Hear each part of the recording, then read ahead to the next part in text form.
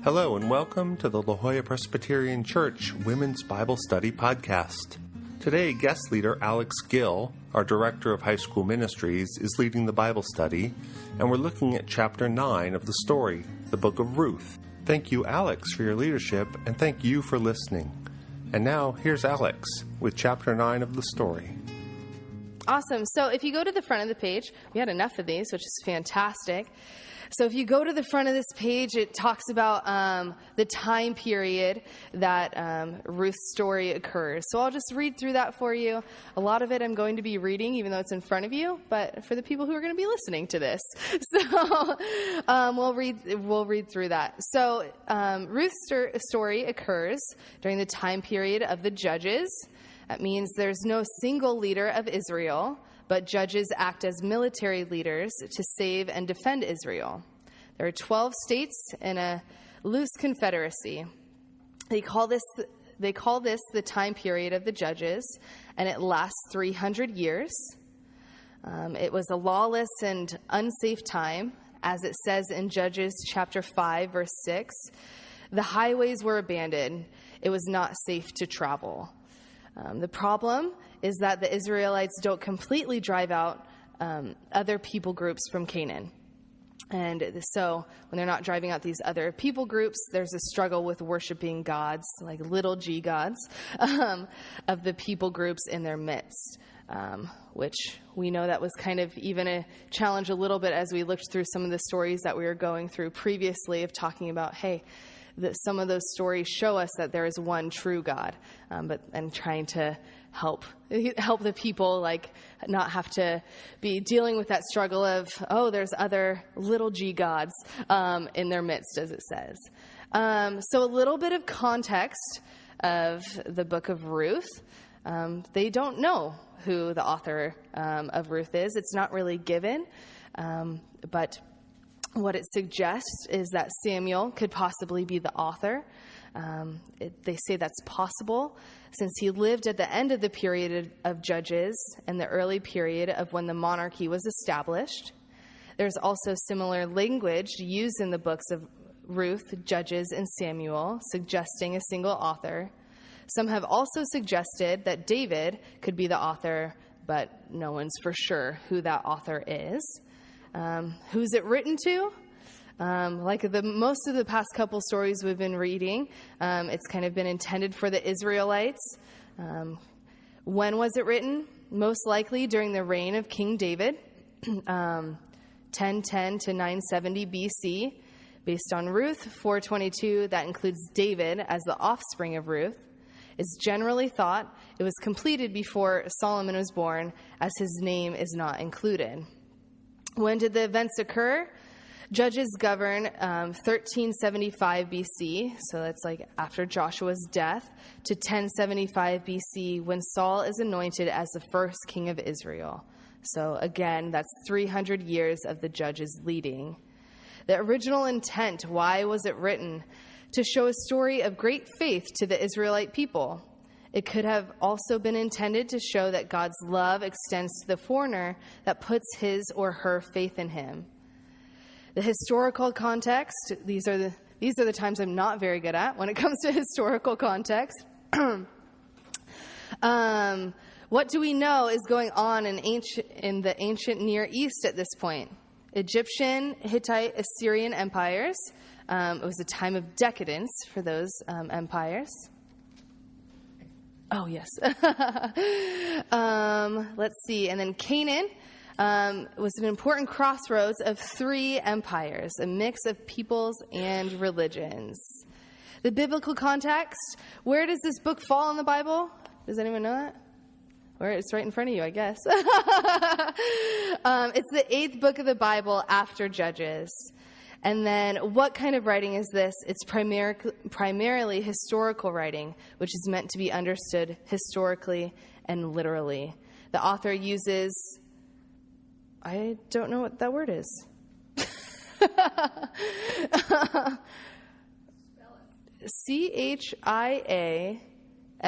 CHIASTIC? I don't know. Hard word. Yeah, I just didn't know how to say it. Whenever we're reading the Bible in like the high school groups and we come to a hard word, we'll just say, you can just say hard word. And so we'll say the author also uses hard word structure, a device which consists of repeating a series of elements in reverse order through the restating of paralleling of words, ideas, actions, or characters that meet in the center. The turning point is usually found in the middle of the narrative, like it does in chapter 2 of Ruth.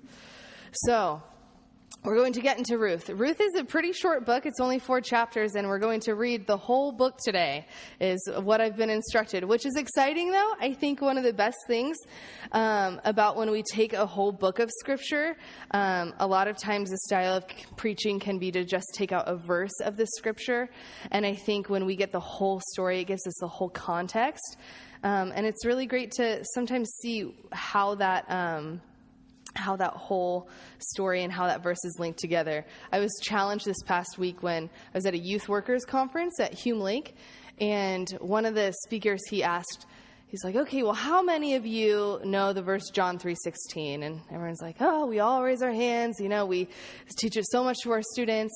And then he asked, okay, well, do you know what part of the Bible, what story is that verse used in? Like, what's the conversation happening? And my hand, including most of the people in the room, our hands went down of, we know the verse so well, but do we know the actual story of it? And I think it was good affirmation, which me and a couple of my coworkers talked about, good affirmation that we're going through the whole story of the Bible through this Bible study and as a church, so we know where those really key quoted parts of the Bible, we know what like the context is of them. And so I think it's awesome that we're going through the whole book today. So I will start. We're going to read Ruth chapter 1. We'll start with that, and then we'll take a breather from reading. We'll ask some questions, go through some important words that we should know, and we'll go from there. All right. So Ruth chapter 1. In the days when the judges ruled, there was a famine in the land, and a man from Bethlehem in Judah, together with his wife and 2 sons, went to live for a while in the country of Moab. The man's name was Elimelech. Is that how you guys would pronounce it? All right. Okay, perfect. We're on the same page. His wife's name was Naomi, and the names of his 2 sons were Mahlon and Chilion. They were Ephrathites from Bethlehem, Judah, and they went to Moab and lived there.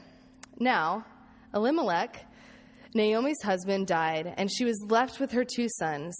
They married Moabite women, one named Orpah. I always want to say that as Oprah.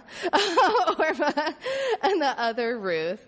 After they had lived there about 10 years, both Mahlon and Chilion also died, and Naomi was left without her 2 sons and her husband.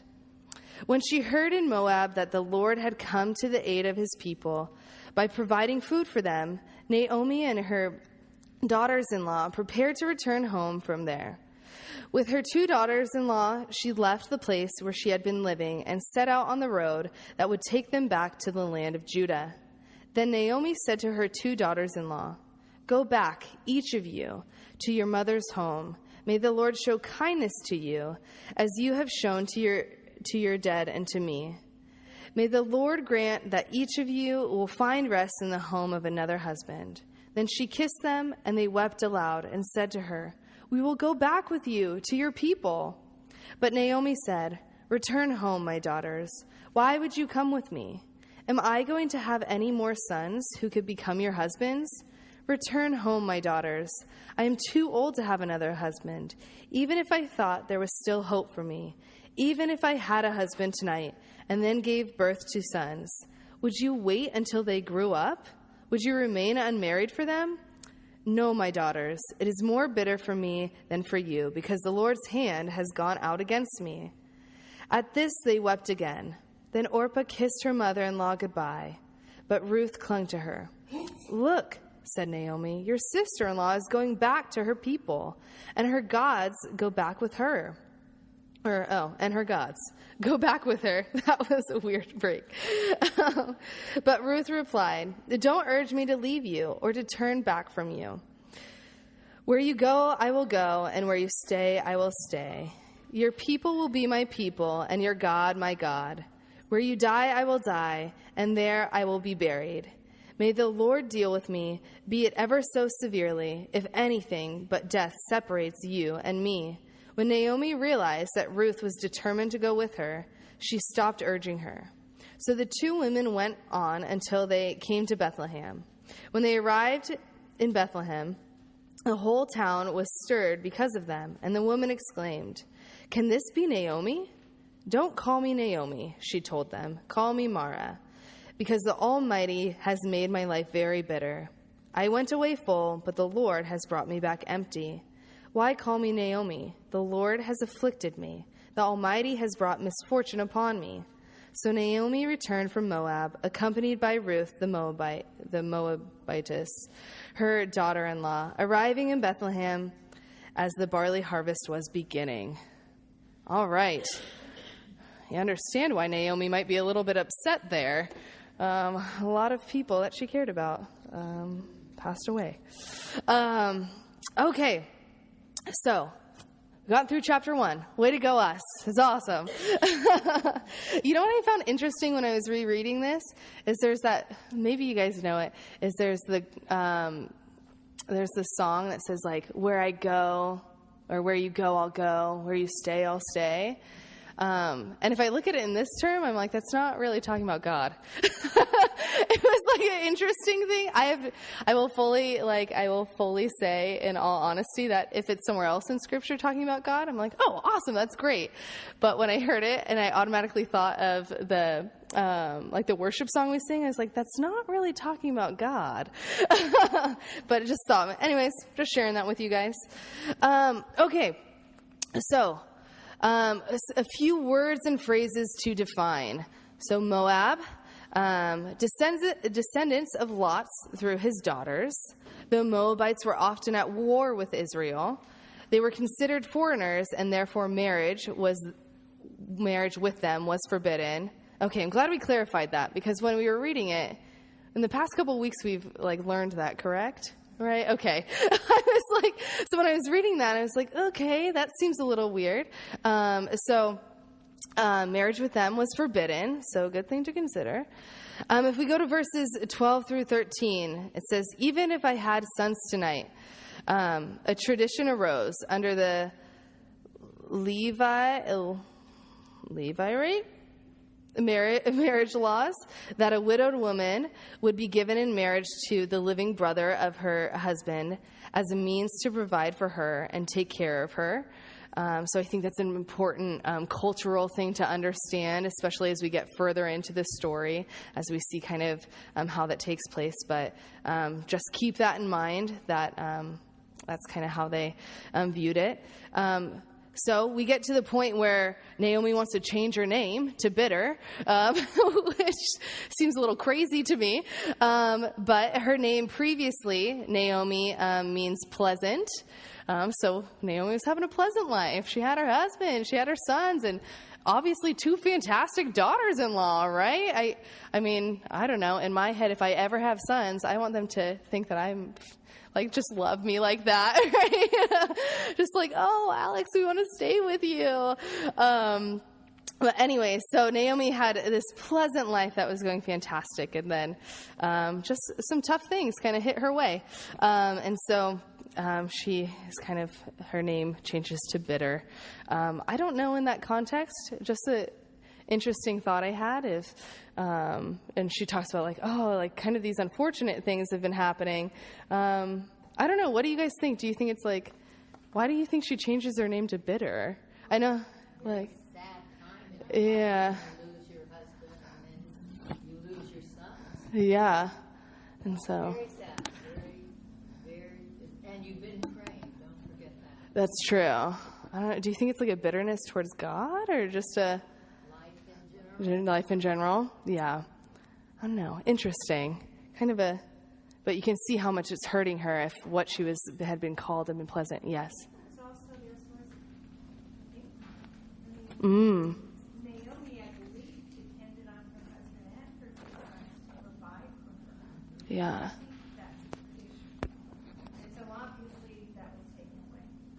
Yeah, that's definitely a great thing to consider. I agree with Kay. I don't think it was bitterness of God. I think it was bitterness of Okay, yeah. No, that's a good point. Just to repeat for people on the podcast, that talking about that her husband and her sons would have been a source or providers of income, and so it's more of a bitterness towards life, because that would be hard. Gosh, I can't even imagine. And then an important thing to know about the time period, like the time of year that Cynthia included on the study guide was, it talks about it was the beginning of the barley harvest. So just to throw it out there, that would have been around the month of April.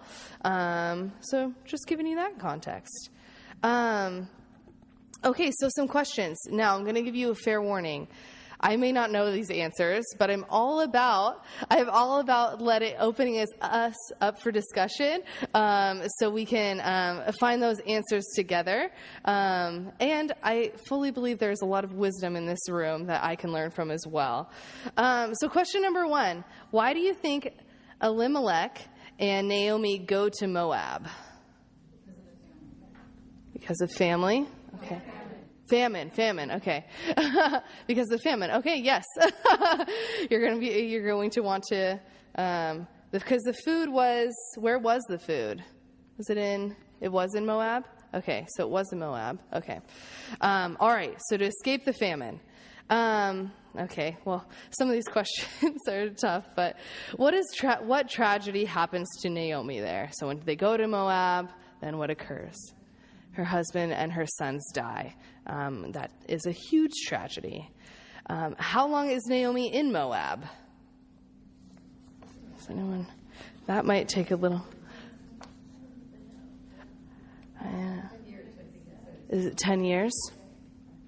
Because her sons died after 10 years. She might have been there longer. But... Okay, so sons die after 10 years. So for sure 10 years. I know. We'll see. When you have a whole chapter to look through, it seems like a lot to try and find the answer. So we're thinking around 10 years. At least we have that in the scripture to tell us 10 years. All right. Why does she return to Bethlehem? To go home. Yes. Yeah. Because it's okay. Yeah, there you go. Okay, so barley harvest, that's important. So then food is back in action. It's an important thing. We need it. Correctly, didn't it say someplace that she had heard? Yeah. Or not just her. They had heard that the grace thing of God had done. Yeah. Yes. Yes, I think that's an important thing because it says it here. Your people, or, where is this at? Verse 6, there we go. Okay, food for them. Naomi and her daughters-in-law prepared to return home for them because the Lord had come to the aid of his people. Awesome. Thank you so much for that. Yes?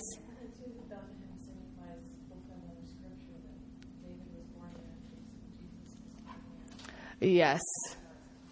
Yes, so Bethlehem being a fulfillment of Scripture in God's plan because of the line of David and where Jesus comes from. That's a great insight, and I think an important thing, especially when we're looking at Scripture, to see the whole story of the Bible. I think it's always important to look for that, to see, okay, what was God's big plan, even in the short books of Ruth? What was God's huge plan, and why is it important in Scripture? Okay, and final question, who returns with her to Bethlehem? Ruth, the woman with the whole book in the Bible named after her. Isn't that so cool? I just love that. I love to see how women are working in the Bible, how God uses them, which I think is awesome. Okay, we're going to get to Ruth chapter 2. All right, we are going to chip away at this book chapter by chapter. But like I said, it's awesome because you get the whole context of it and God's like whole mini story within the big story. Okay, so Ruth meets Boaz. Now Naomi had a relative on her husband's side from the clan of Elimelech, a man of standing whose name was Boaz. And Ruth and the Moabites said to Naomi, Ruth the Moabitess, gosh, that's going to throw me off the whole day. And Ruth the Moabitess said to Naomi, let me go to the fields and pick up the leftover grain behind anyone whose eyes I find favor. Naomi said to her, go ahead, my daughter. So she went out and began to glean in the fields about the harvesters. As it turned out, she found herself working in a field belonging to Boaz, who was from the clan of Elimelech. Just then, Boaz arrived from Bethlehem and greeted the harvesters. The Lord be with you. The Lord bless you, they called back. Boaz asked the foreman of his harvesters, whose young woman is that? The foreman replied, she is the Moabitess who came back from Moab with Naomi. She said, please let me glean and gather among the sheaves behind the harvesters. She went into the field and has worked steadily from morning till now, except for a short rest in the shelter. So Boaz said to Ruth, my daughter, listen to me. Don't go and glean in another field, and don't go away from here. Stay here with my servant girls. Watch the field where the men are harvesting, and follow along after the girls. I have told the men not to touch you, and whenever you are thirsty, go and get a drink from the water jars the men have filled. At this, she bowed down with her face to the ground. She exclaimed, why have I found such favor in your eyes that you notice me, a foreigner? Boaz replied, I've been told about what you have done for your mother-in-law since the death of your husband, how you left your father and mother and your homeland and came to live with a people you did not know before. May the Lord repay you for what you have done. May you be richly rewarded by the Lord, the God of Israel, under whose wings you have come to take refuge. May I continue to find favor in your eyes, my Lord, she said. You have given me comfort and have spoken kindly to your servant, though I do not have the standing of one of your servant girls. At mealtime, Boaz said to her, come over here, have some bread and dip it in the wine vinegar. When she sat down with the harvesters, he offered her some roasted grain. She ate all she wanted and had some left over. As she got up to glean, Boaz gave orders to his men. Even if she gathers among the sheaves, don't embarrass her. Rather, pull out some stalks for her from the bundles and leave them for her to pick up, and don't rebuke her. So Ruth gleaned in the field until evening. Then she threshed the barley she had gathered, and it amounted to about an ephah. I don't even know how much. Oh, perfect. A bushel. Perfect. Thank you. That makes a little more sense than what's in mine. So a bushel. She carried it back to town, and her mother-in-law saw how much she had gathered. Ruth also brought out and gave her what she had left over after she had eaten enough. Her mother-in-law asked her, where did you glean today? Where did you work? Blessed be the man who took notice of you. Then Ruth told her mother-in-law about the one at whose place she had been working. The name of the man I worked with today is Boaz, she said. The Lord bless him, Naomi said to her daughter-in-law. He has not stopped showing his kindness to the living and the dead. She added, that man is our close relative. He is one of our kinsman redeemers. Then Ruth, the Moabitess, said, he even said to me, stay with your workers until they finish harvesting all my grain. Naomi said to Ruth, her daughter-in-law, it will be good for you, my daughter, to go with his girls, because in someone else's field you might be harmed. So Ruth stayed close to the servant girls of Boaz to glean until the barley and wheat harvests were finished, and she lived with her mother-in-law. Chapter 2, 2 out of 4. We got it, halfway there. Okay, so some important words or phrases to define to make sure that we know what's going on in this chapter and what will lead us into the next couple chapters. So when it's talking about picking up the leftover grain and to glean, In Leviticus, laws are given that a landowner should not reap completely the corners of his fields, leaving the gleanings for the strangers and the poor, particularly the widow and foreigner. God mandated provision for the poor or needy, but they still had to work for it. How cool is that? Isn't that so interesting that God is still looking out for them and providing of, hey, here's the way that you can do that. I thought that was so cool. Even I was reading this last night after I was reading it in bed, and I was reading the story, and I was like, wait, what? I've read Ruth 1 billion times and had no idea that it was even connected to Leviticus. I just thought that was awesome. Cynthia brings it to a depth that my brain doesn't even consider bringing it to. So I thought that was so awesome.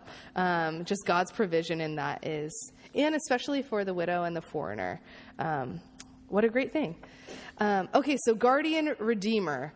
The word is goel in Hebrew. Or it's in my Bible, the kinsman redeemer. Does anyone have guardian redeemer in their Bible? I don't know. Cynthia gave us a couple words, but guardian redeemer, goel is the Hebrew word for it, or the kinsman redeemer. But this is important for us to know. So that word is the legal term for one who has the obligation to redeem a relative in serious difficulty. It refers to Leviticus 25, verses 25 through 55, as kind of giving that kind of instruction for that. So just to give you guys a little bit of insight into that of a little more depth on the kinsman redeemer. So the obligations of the kinsman redeemer include the duty to redeem the relative from slavery if the latter had been obligated to sell himself into servantdom. That's in Leviticus 25, verses 48 through 49. Another obligation would be to repurchase the property of a relative who had to sell it because of poverty. It could also be to avenge the blood of his relative, to marry his brother's widow in order to have a son for his brother, in case the brother had not got any. He did not. Sorry, I'm reading this wrong. In case the brother didn't have a son to pass his name forth. That's in Deuteronomy 25, verses 5 through 6. It could also be the kinsman redeemer, an obligation could be to receive the restitution if the injured relative had died. So just seems like a lot of responsibilities and a lot of intense responsibilities, but it's important to know that of what is a kinsman redeemer and how does that relate to Ruth's story. Just from some Bible footnotes as well about what the goel or the kinsman redeemer, their obligations, redeems property by purchasing what was lost and returning it to the one who was forced to sell it. Gosh, wouldn't that be nice? It redeems persons, that is, a relative who was forced to sell himself into slavery. So kind of similar to what these past ones we're talking about, but and redeems blood, that it avenges the death of a relative who was murdered. So just some good insight in what the kinsman redeemer, what the role is, what those obligations are. A lot of very intense ones that seem very intimidating to take on when I think about it. But let's go into talking a little bit more, just some questions.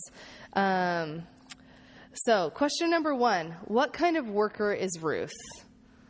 A hard worker. Yes. It seems like she's kind of, and I think also kind of like a respected worker. Like she's doing it in a respectable way. What was that? She did her job. Yep. So she's a hard worker, which we love to see. Who notices her?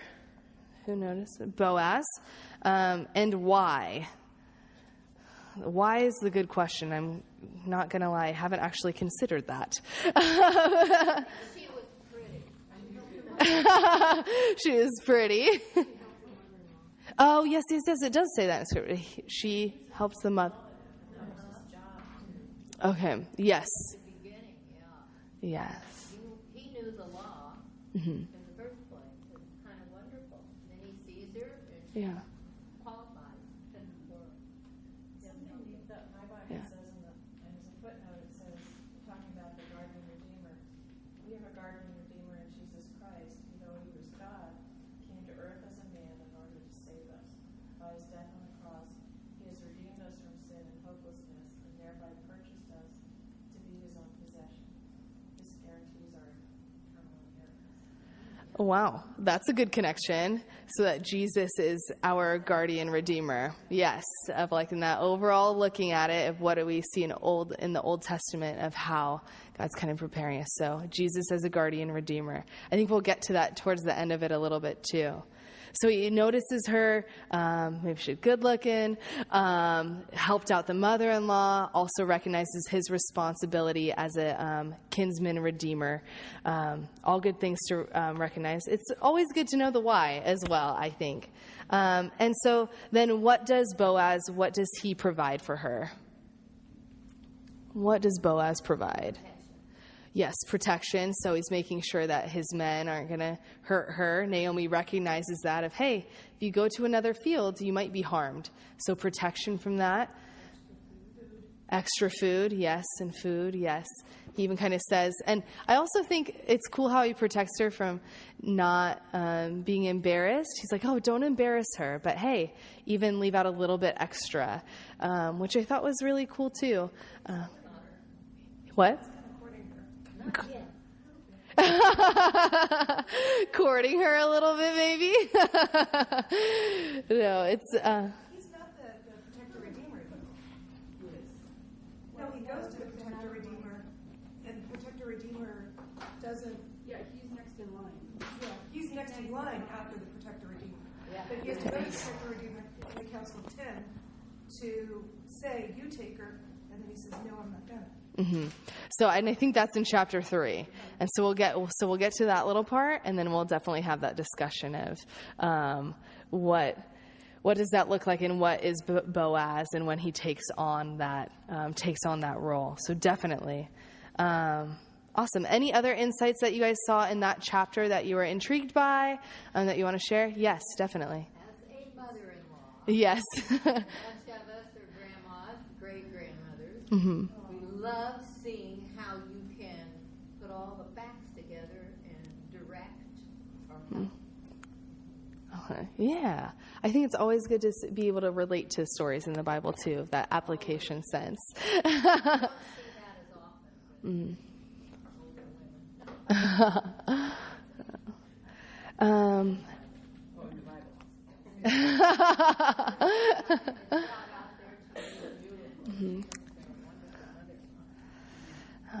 All right. So we're going to go on to chapter 3. So most of us already turned there, I'd assume. Okay, chapter 3. One day Naomi, her mother-in-law, said to her, "My daughter, should I not try to find a home for you, where you will be well provided for? Is not Boaz, with whose servant girls you have been, a kinsman of ours? Tonight he will be winnowing barley on the threshing floor. Wash and perfume yourself, and put on your best clothes. Then go down to the threshing floor." Gosh, that's a tongue twister, threshing floor. "But don't let him know you are there until he has finished eating and drinking. When he lies down, note the place where he is lying. Then go and uncover his feet and lie down. He will tell you what to do." "I will do whatever you say," Ruth answered. So she went down to the threshing floor and did everything her mother-in-law told her to do. When Boaz had finished eating and drinking and was in good spirits, he went over to lie down at the far end of the grain pile. Ruth approached quietly, uncovered his feet, and lay down. In the middle of the night, something startled the man, and he turned and discovered a woman lying at his feet. That would also startle me. That sounds terrifying. "Who are you?" he asked. "I am your servant, Ruth," she said. "Spread the corner of your garment over me, since you are a kinsman redeemer." "The Lord bless you, my daughter," he replied. "This kindness is greater than that which you showed earlier. You have not run after the younger men, whether rich or poor. And now, my daughter, don't be afraid. I will do for you all you ask. All my fellow townsmen know that you are a woman of noble character. Although it is true that I am near of kin, there is a kinsman redeemer nearer than I," just like we were getting to. "Stay here for the night, and in the morning, if he wants to redeem, good, let him redeem. But if he is not willing, as surely as the Lord lives, I will do it. Lie here until morning." So she lay at his feet until morning, but got up before anyone could be recognized. And he said, "Don't let it be known that a woman came to the threshing floor." He also said, "Bring me the shawl you are wearing and hold it out." When she did so, he poured into it 6 measures of barley and put it on her. Then he went back to town. When Ruth came to her mother-in-law, Naomi asked, "How did it go, my daughter?" Then she told her everything Boaz had done for her and added, "He gave me these 6 measures of barley, saying, 'Don't go back to your mother-in-law empty-handed.'" Then Naomi said,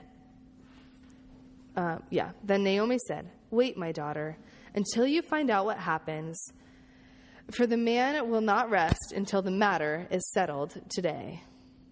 All right, so Boaz, we get a little more deeper into their relationship, and they have that weird, kind of creepy moment laying down at his feet. But the fantastic thing is that we get a little bit of, Cynthia's provided a little bit of insight of what that looks like in that culture, culturally wise. Because in our head, I'm like, that sounds terrifying. That sounds like my worst nightmare. But we see why it's important in here.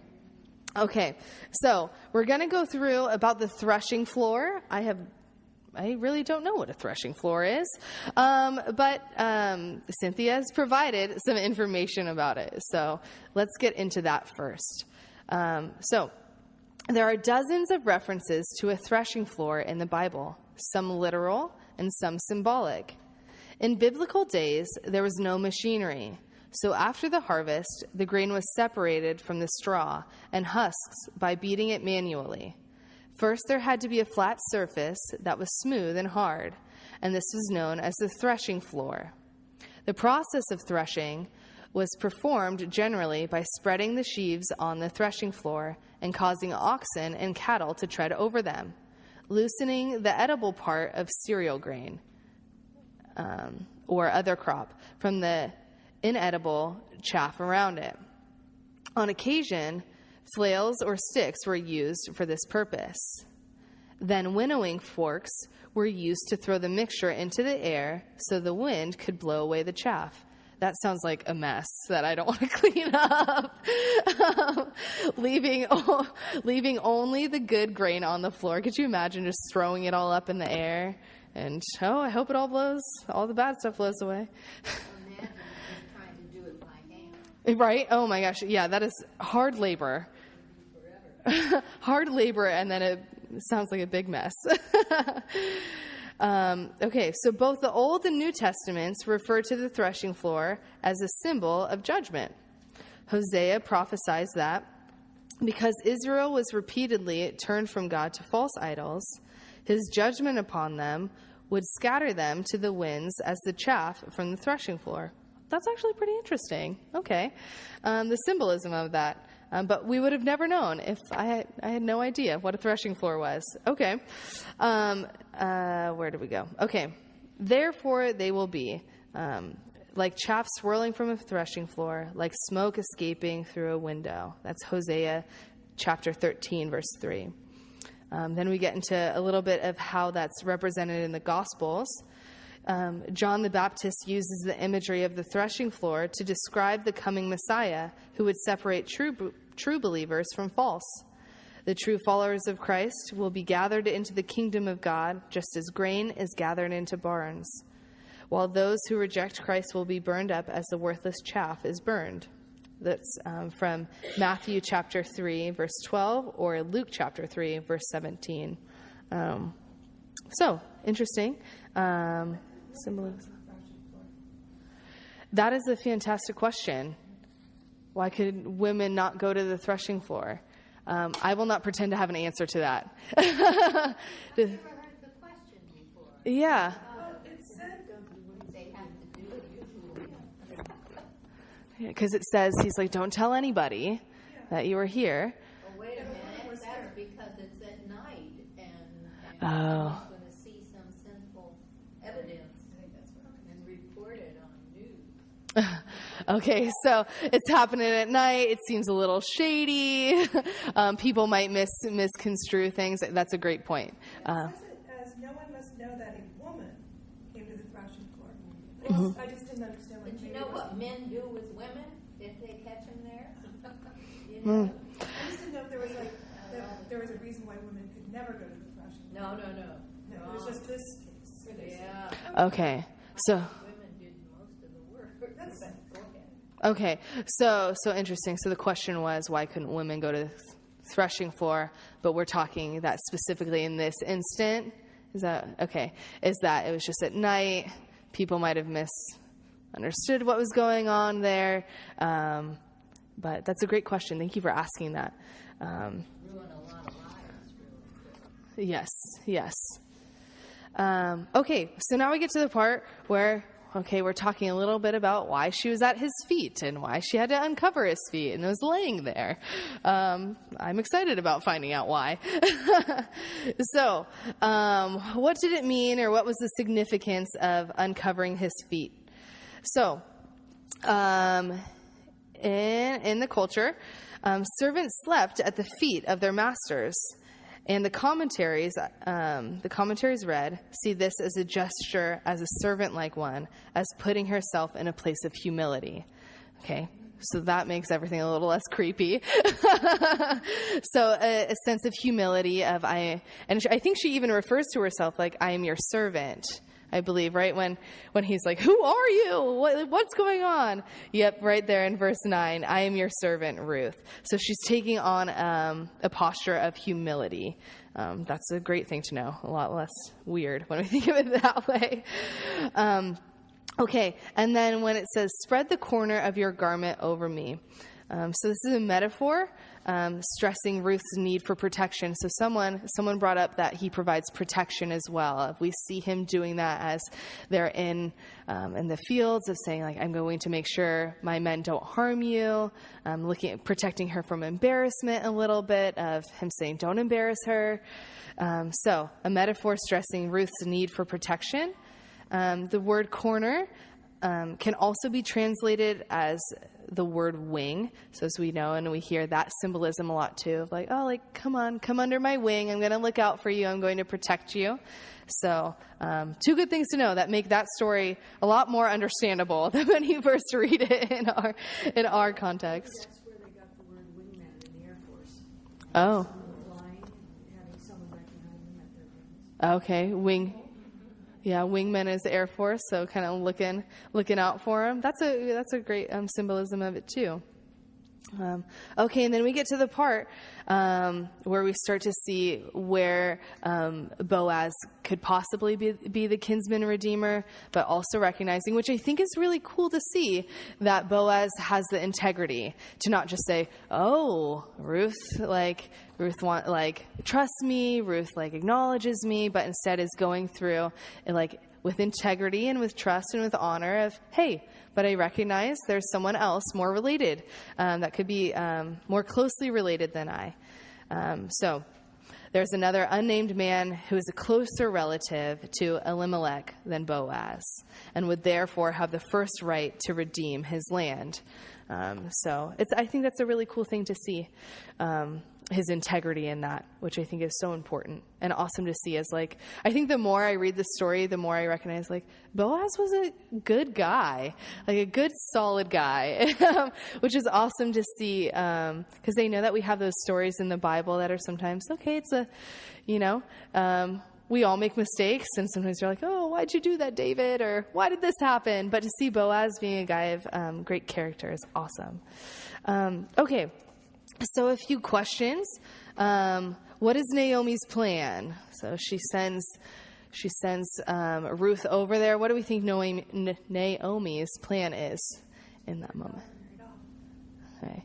get her daughter-in-law to have, because she asked her the question of something like, oh, should I not try to find a home for you where you will be well provided for? So to find a better provision for Ruth, you know.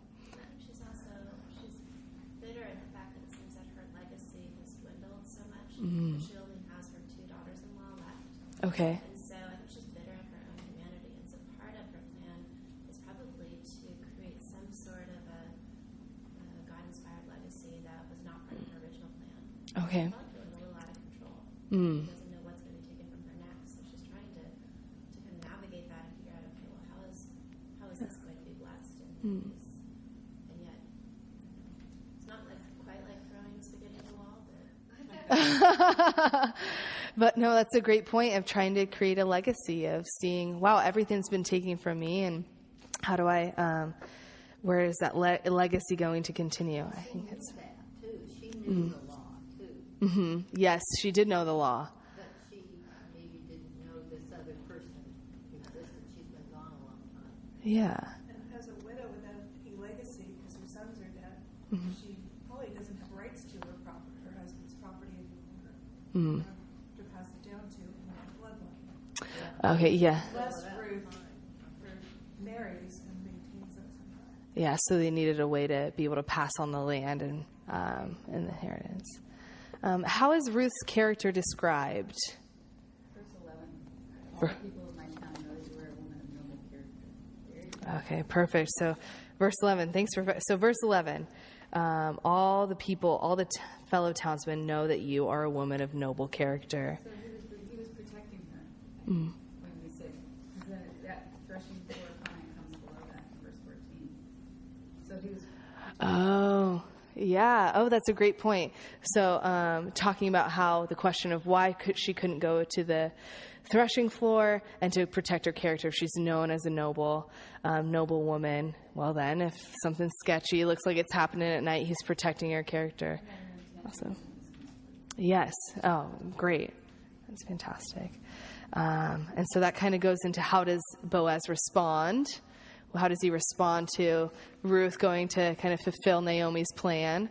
How does he respond to that? Yeah, so respect what she's trying to do, and And then how it explains to her kind of how she can qualify. yes, so explains a little bit. She must not have known any of this. Yeah. know all their customs because she's a foreigner. Oh, that's a good point. So as a foreigner, she wouldn't know all their customs. Like Naomi's probably told her a little bit, you know, like, oh, he's a relative and blah, blah, blah. But yeah, how would she know all their customs? No, that's a really great point to bring up. I think the last one too, verse 18, where she says, "Wait, my daughter, until you find out what happens, for the man will not rest until the matter is settled today." Yeah.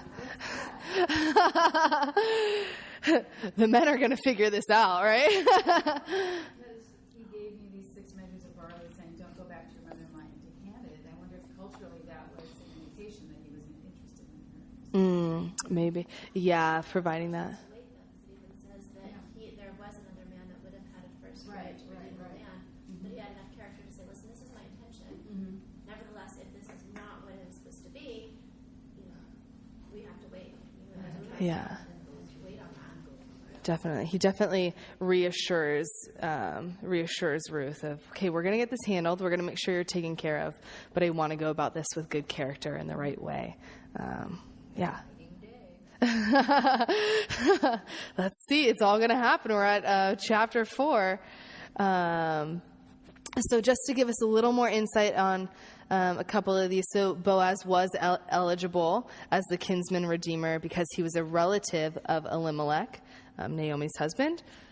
Someone had to redeem the forfeited inheritance. So we brought that up a little bit if she might lose the land. So someone had to redeem the forfeited inheritance of the family so the property of Elimelech would remain within the family. So that's a great point to make. This responsibility usually included care for the widow. So the person who was taking on that would also have to take on Ruth. Boaz functions as Ruth's Goel and prefigure. Oh, we're going to skip that because it starts to get a little too ahead of us. Okay, so Chapter 4, it gets real exciting because it all comes to a close, and we'll see how it all figures out. How Boaz, the man of such good character, and Ruth, who's noble, what happens with them. So, chapter 4. Meanwhile, Boaz went up to the town gate and sat there. When the kinsman redeemer he had mentioned came along, Boaz said, "Come over here, my friend, and sit down." So he went over and sat down. It's just, I like to think of Boaz waiting, and like, okay, when is he going to be here? And finally, "Come over here, my friend, let's sit down. We got to talk about this." Boaz took 10 of the elders of the town and said, "Sit here." And they did so. Then he said to the kinsman redeemer, "Naomi, who has come back from Moab, is selling the piece of land that belonged to our brother Elimelech.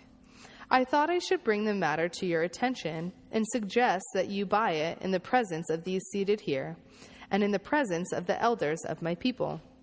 If you will redeem it, do so. But if you will not, tell me, so I will know. For no one has the right to do it except you, and I am next in line." "I will redeem it," he said. Then Boaz said, "On the day you buy the land from Naomi and from Ruth the Moabitess, you acquire the dead man's widow in order to maintain the name of the dead with his property." At this, the kinsman redeemer said, "Then I cannot redeem it because it might endanger my own estate. You redeem it yourself. I cannot do it." Now, in earlier times in Israel, for the redemption and transfer of property to become final, one party took off his sandal and gave it to the other. That would never fly these days. "Here's my sandal. I just got that house from you." Could you imagine? That would make it pretty easy, I guess. This was the method of legalizing transactions in Israel. So it deals with a lot less paperwork, that's for sure. So the kinsman redeemer said to Boaz, "Buy it yourself." And he removed his sandal. Then Boaz announced to the elders and all the people, "Today you are witnesses that I have bought from Naomi all the property of Elimelech, Chilion, and Mahlon. I have also acquired Ruth, the Moabitess, Mahlon's wife, as my wife, in order to maintain the name of the dead with his property." So there's kind of like that legacy we were talking about a little bit. "So that his name will not disappear from among his family or from the town records. Today you are witnesses." Then the elders and all those at the gate said, "We are witnesses. May the Lord make the woman who is coming into your home like Rachel and Leah, who together built up the house of Israel. May you have standing in Ephrathah and be famous in Bethlehem. Through the offspring the Lord gives you by this young woman, may your family be like that of Perez, whom Tamar bore to Judah."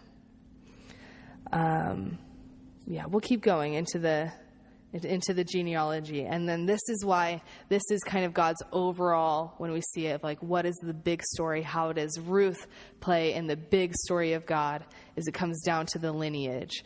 So we'll get to that. So it's important. Cynthia always says it's important to look at the genealogy because you start to see how the lineage, and we know that Jesus comes from this lineage. So Boaz took Ruth and she became his wife. Then he went to her, and the Lord enabled her to conceive, and she gave birth to a son. The woman said to Naomi, "Praise be to the Lord, who this day has not left you without a kinsman redeemer. May he become famous throughout Israel. He will renew your life and sustain you in your old age. For your daughter-in-law, who loves you and is better to you than 7 sons, has given him birth." Then Naomi took the child, laid him in her lap, and cared for him. The women living there said, "Naomi has a son," and they named him Obed. He was the father of Jesse, the father of David. This then is the family line of Perez. Perez was the father of Hezron, Hezron the father of Ram, Ram the father of Amminadab. What a name. Amminadab, the father of Nahshon, Nahshon, the father of Salmon. 7, the father of Boaz. Boaz, the father of Obed. Obed, the father of Jesse.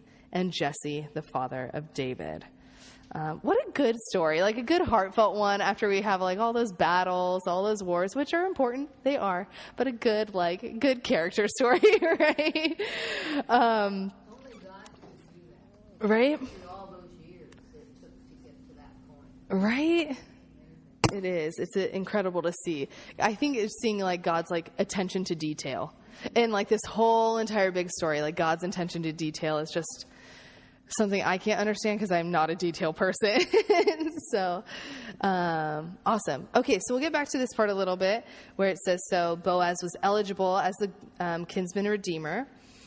This responsibility usually included care for the widow, and Boaz functions as Ruth's kinsman redeemer and prefigures Christ as the ultimate kinsman redeemer for all of us. Christ, as the kinsman redeemer, is related by blood. Oh my gosh, what a cool concept. Okay. Is related by blood, must be able to pay the price and must be willing to redeem as he was. So cool. That's so awesome. I love that.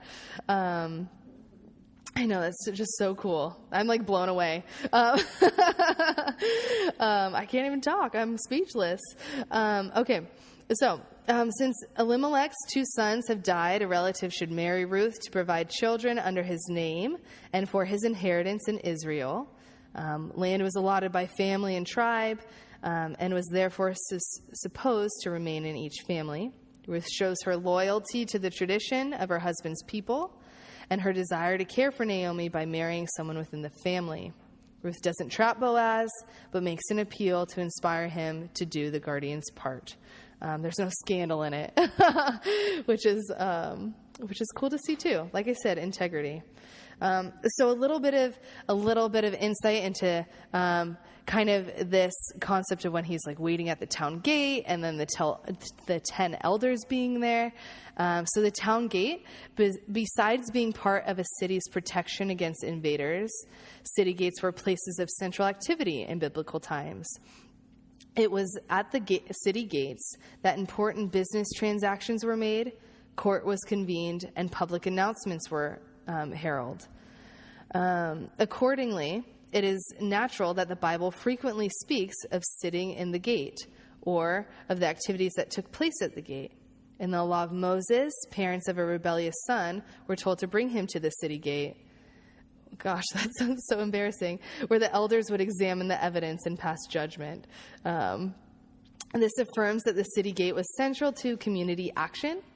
Another important example is found in the book of Ruth. So Boaz officially claimed the position of kinsman redeemer by meeting with the city elders at the gate of Bethlehem. There, the legal matters related to his marriage to Ruth were settled. Then, when King David ruled Israel, he stood before his troops to give instructions from the city gate. So the city gate's pretty important. A lot of important things happen there. And then the 10 elders of the town, these men function as witnesses to a transaction. If this actually happened, I didn't steal the sandal off your foot while you were sleeping. So they served as the witnesses. Okay, so we'll get down to these final questions and then kind of get down to application if we have that little bit of time left. So what does Boaz do to redeem Ruth? What does he do? He goes to see if the other kinsman redeemer wants to do that duty, and if not, he says he will. Yes. So meets with the person who's technically supposed to be the first right to kinsman redeemer, approaches him and makes a deal with him to make sure that, hey, you don't want this, then I'm going to take this on. Why doesn't the closer kinsman redeemer, why doesn't he want to redeem her? Marrying her might muck up the title to his land. Yes. Also might have other children, and if he marries Ruth, my footnote here says that the heirs to Malcolm would have threatened his own children's inheritance. Okay. It would be through Malcolm's line instead of, Okay. So the different taking on someone else's family line would mess up the inheritance. That sounds like a mess to deal with.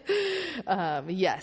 So he didn't want to mess up his own estate, kind of get that all muddied up. Make his kids all mad at him. Yeah, his kids are like, wait, what? There's someone else who might be involved in this too?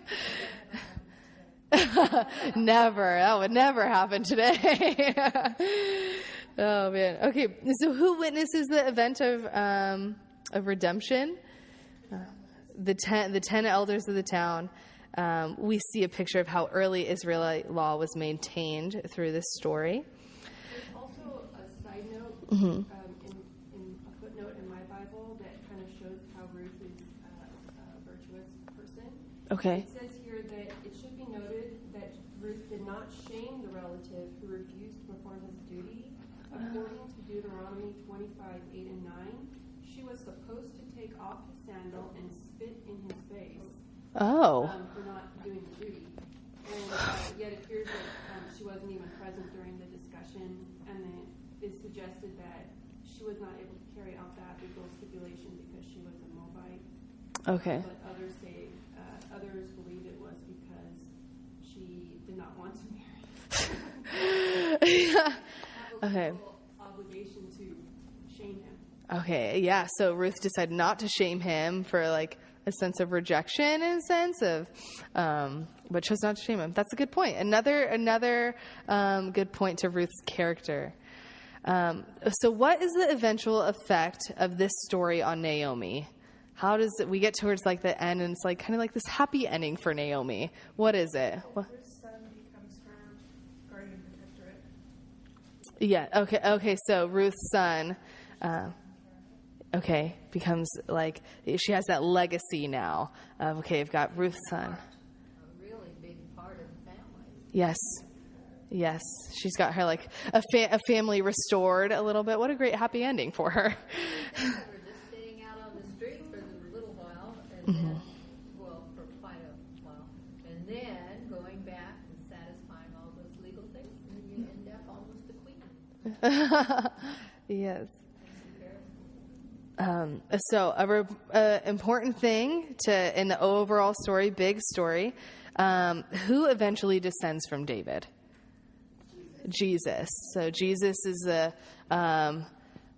ultimately descends from David, and I think that's an important thing to realize. When Cynthia was like, "Hey, you're going to lead through the book of Ruth," and in my head, my first question was, "I don't even know why Ruth is important," which is such an awful thing to say. Like, I know she's important. I love her story, but I was like, in the overall large picture, but she's a huge part of the lineage of Jesus.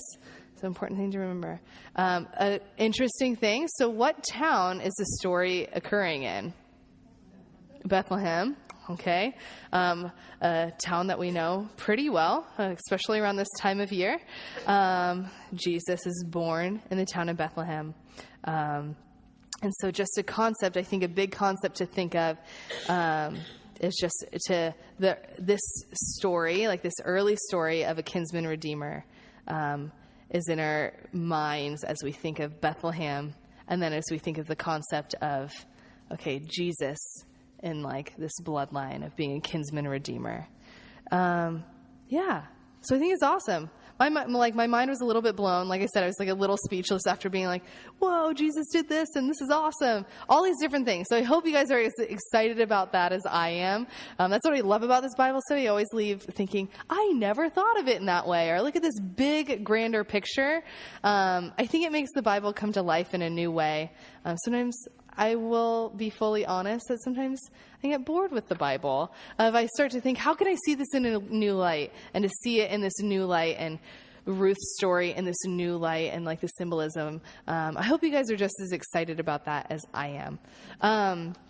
So just if you have some time, I know we're getting up to the end of it a little bit, but if you guys want to talk about some of the application questions that we have there at the end of the study guide, or just want to catch up on life or prayer requests, something like that, feel free.